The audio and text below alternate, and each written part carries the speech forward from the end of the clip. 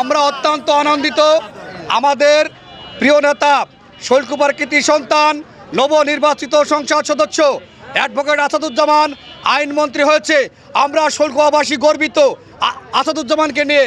আমরা আশা করি আগামী দিনে শৈলকুপায় আইনের শাসন প্রতিষ্ঠা হবে, মানুষের ন্যায্য অধিকার প্রতিষ্ঠা হবে, শৈলকুপায় ব্যাপক উন্নয়ন হবে।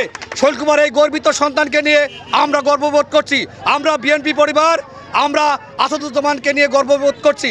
আমরা মনে করছি সারা বাংলাদেশে আইনের শাসন প্রতিষ্ঠা হবে এবং আগামী দিনে ন্যায়সঙ্গত রাষ্ট্র পরিচালনা করবে।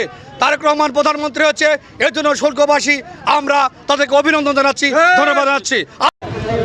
ঝিনাইদহের ইতিহাসে এই প্রথম পূর্ণাঙ্গ মন্ত্রী আমরা পেলাম, সেটা আমাদের শৈলকুপার কৃতি সন্তান অ্যাডভোকেট মোহাম্মদ আসাদুজ্জামানের হাত ধরে। অবহেলিত শৈলকুপার যে জনপদ, সেই জনপদ আমরা আশাবাদী আসাদ ভাইয়ের নেতৃত্বে আমরা সবাই এই অবহেলিত জনপদকে সুন্দর ও সাবলীলভাবে একটা মডেল শৈলকুপা হিসেবে উপহার দেব ইনশাআল্লাহ। আর যে এই শৈলকুপার পাশাপাশি ঝিনাইদহ জেলার এই অঞ্চলটাকে আসাদ ভাইয়ের নেতৃত্বে একটা মডেল অঞ্চল হিসাবে গড়ে উঠবে ইনশাআল্লাহ।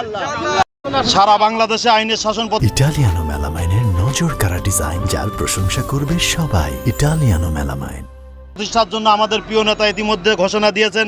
তার মনে প্রাণে স্বপ্ন ছিল যে বাংলাদেশে তিনি আইনের শাসন প্রতিষ্ঠা করবেন এবং এই আইনের শাসন প্রতিষ্ঠার অংশ হিসাবে তিনি অংশীদার হবেন। তার প্রেক্ষিতে তিনি আইনমন্ত্রী পেয়ে তিনি এই ঘোষণা দিয়েছেন যে বাংলাদেশকে আইনের শাসন প্রতিষ্ঠা করতে সর্বোচ্চ চেষ্টা করবে ইনশাআল্লাহ। আমাদের শৈলকুপাবাসী সবাই আসাদ ভাই আইনমন্ত্রী হাতে আমরা সবাই উৎসাহিত। আমরা সেই জন্য মিষ্টিমুখ করাচ্ছি, ভ্যানালা রিক্সাওয়ালা সবাইকে মিষ্টিমুখ করাচ্ছি। সবাই একে অপরে আনন্দ মিছিল করবে এই আশাবাদ ব্যক্ত করে আমি আমার